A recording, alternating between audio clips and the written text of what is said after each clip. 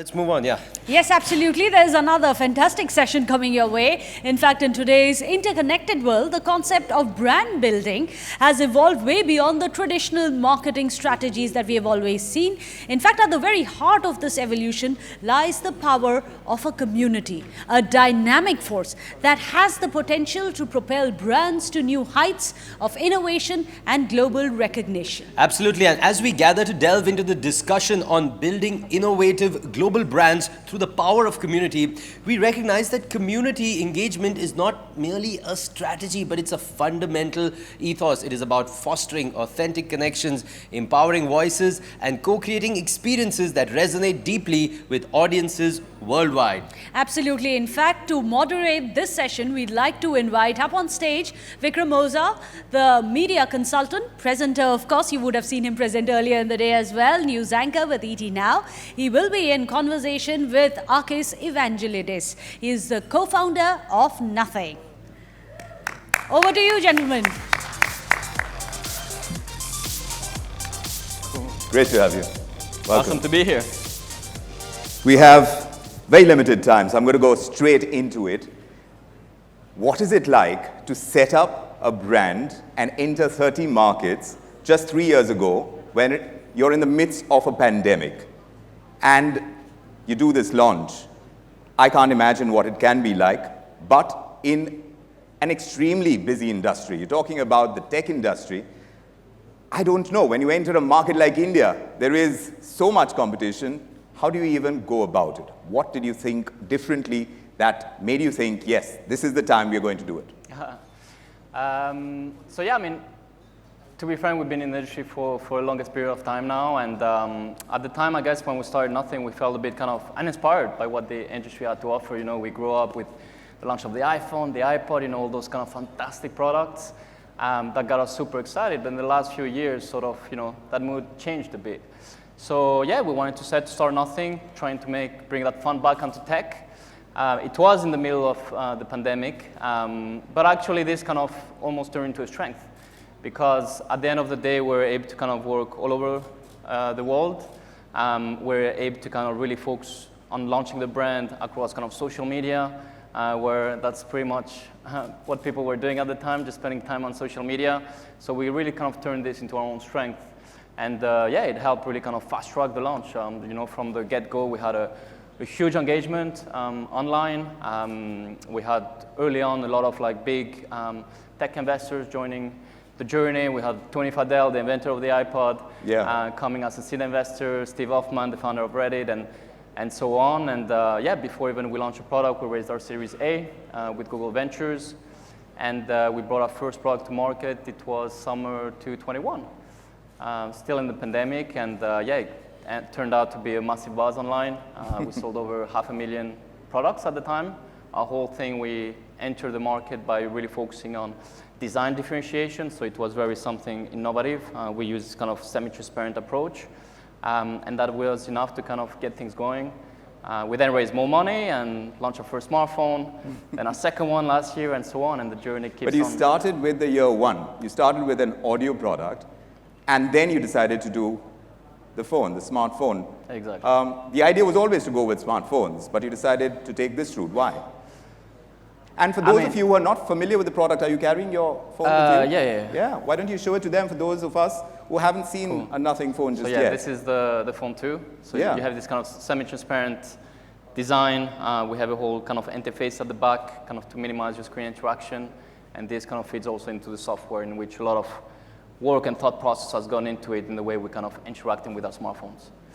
But yeah, so we started with hardware is hard by definition. So, you know, we couldn't go straight into smartphones. You know, you need to build the team, you need to build the supply chain, and so on. So for us, we saw the opportunity at the time. The true wireless earbuds market was kind of growing in an exponential way. Quite mature from a category standpoint, you know, so the technology was there, the supply chain was there. Yet a very interesting product to innovate from a design standpoint, because, you know, you kind of carry those things in your ears all day, so quite an important part of the purchase decision, the design. So we felt it was just the right product to kind of start with, to introduce our kind of design identity, yet confident that we could deliver on a great product. And following that, build stronger team capabilities, bigger teams, engineering, software, hardware, to then kind of, one, first raise more money once we've successfully launched A1, and two, start developing our first smartphone.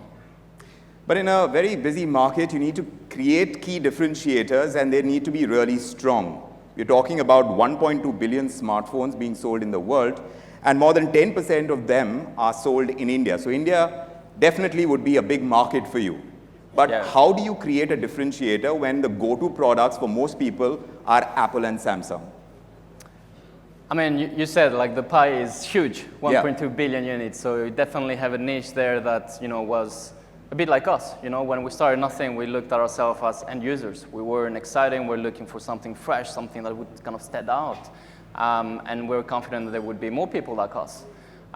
So while, you know, the pie is huge, definitely dominated by the big brands of this world, we definitely saw an opportunity. And we kind of, as we start getting with like A1, then Phone 1, we start off seeing more and more people kind of, you know, onboarding the journey of nothing, buying more our products more and more, to the point where last quarter we crossed 2 million nothing products sold to date. And India, definitely a big part of it. I think, yeah, the energy here is real. The savviness around technology is incredible. You know, the Indian consumer, there's definitely none as such outside of India. Like, the knowledge around the tech is unbelievable, and that's where it's sort of easy for a brand launching the consumer tech space to kind of grab some level of traction. You're saying easier, but it sounds tougher when a large part of your consumer base knows its technology, is tech savvy, as you say it, and this is across the board.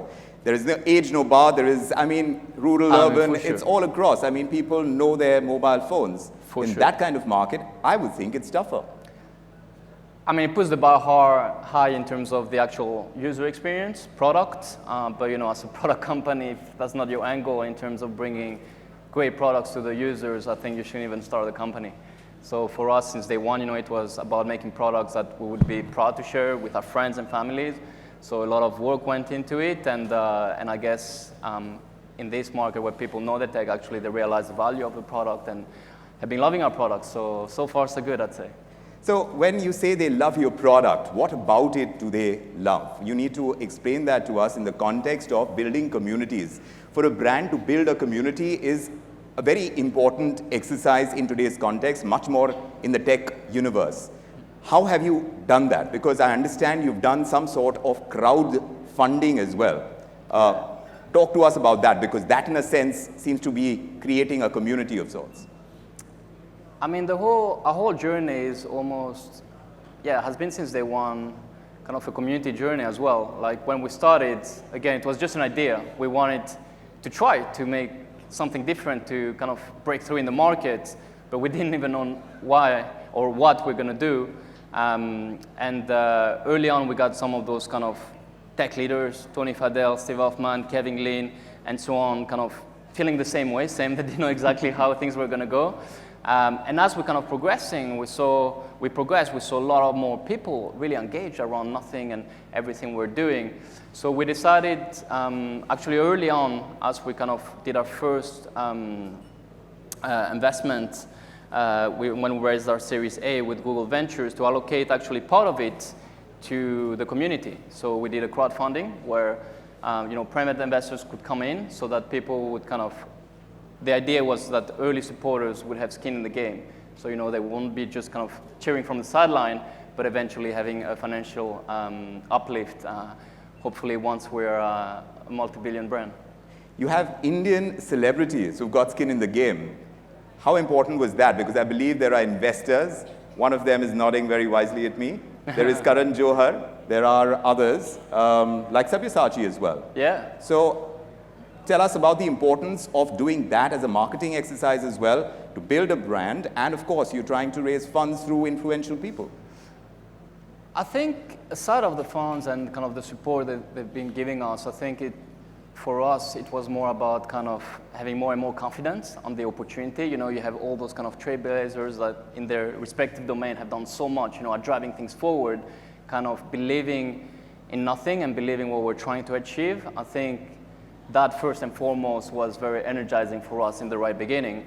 But of course, it's very important. It's very important to have all the kind of thought leaders across different industries that kind of come in, share ideas, give ideas to us, and I think that's also the strength of Nothing. You know, we are probably in one of the biggest industries in the world, yet being very agile, being creative, being on top of the trends, trying to innovate will be sort of our core strength. So having investors from different countries, different industries, and so on has definitely been something really beneficial to us.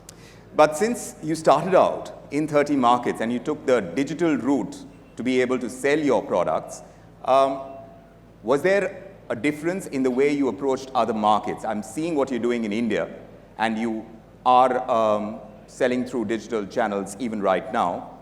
I don't know if that's likely to change, but what was the approach to Europe and US, and how is it different from what you've done in India? I think our kind of approach has been global since day one. I think in India, again, because of the demographic, the sort of savviness around tech, we have had this kind of organic traction. But there hasn't been such a kind of focus in terms of different countries around the world. So I think it's more about, you know, us trying to, make tech fun again and having all those kind of tech-savvy, tech enthusiast people joining our journey. Your founder is of Swedish origin, and of course, no, he's of Chinese origin, and he's grown up in Sweden. Your company is headquartered in London. You are of mixed. Half Greek, half French. Yes. How much of this, and I'm looking at the kind of ecosystem that you're trying to create, which emulates something like what Apple has done. So there is a lot of this that is happening within the entire startup community and the kind of funding that you're doing as well. When you are collaborating, how does it actually work with the startup ecosystem? How is the collaboration part of it actually working? I mean, again, it's diversity, you know, like out of this diversity, there is so much that comes across. You know, we have different people from different part of the globe heading our kind of software, hardware, design, engineering, and it's almost the best of everything coming together. Wow, that's aggressive. Please carry on. So coming together, and that sort of creates something very unique. You know, what we're seeing, the industry has been kind of dictated by the big players out there, and, you know, then there are all the followers doing the kind of more or less of the same. So for us, you know, bringing such a diverse team from all around the world, from different industries, different background, that's what went into the product to deliver something super unique. I was talking to some colleagues, and just one last question: why Nothing? Why Nothing? Why? Actually, it was super. So I'm half Greek, so initially we're looking into the Greek mythology, and every time we'd find something that would work, we're looking at social media handles, it wasn't available, and so on. And actually, Carl, we're thinking about the end state of technology, and he was saying like, wow, actually the end state is nothing, where technology is all around you, doesn't get in the way, yet kind of empowers you to do more. And it took a few days, but we're like, okay, why not try Nothing? And then we saw the Instagram handle, the Twitter handle not being registered. We sent a few emails. Within 24 hours, we had the handles, so we just went for it. That's the story. Well, the hope is that there's a lot of nothing, right? From your point of view, to be able to grow the brand, and a lot of nothing is something that you must be aiming for. Where have you set your targets? I think when you look at the size of the industry, again, the sky is the limit, and then you can do a lot more. We've seen that there is definitely... But even with smaller marketing budgets, you see the size of Apple and Samsung and their great marketing products. budgets. It's always start with the products. I think for us, that's what we've been doing since day one, and the rest kind of, it's important, but products, great products, and then a big kind of community around your products, and then the word of mouth takes off. Well, more power to you, and good luck for all your future ventures. Thank you so much for joining us on the Global Business Pleasure Summit, for Akis. having me. Pleasure having you with us. Thank you. Well, Vikram, you really saved the best question till the end. Why Nothing? So we just wish Mr. Evangelidis a lot of nothing in future. Thank you, much appreciated. Thank you so much for that. Thank you.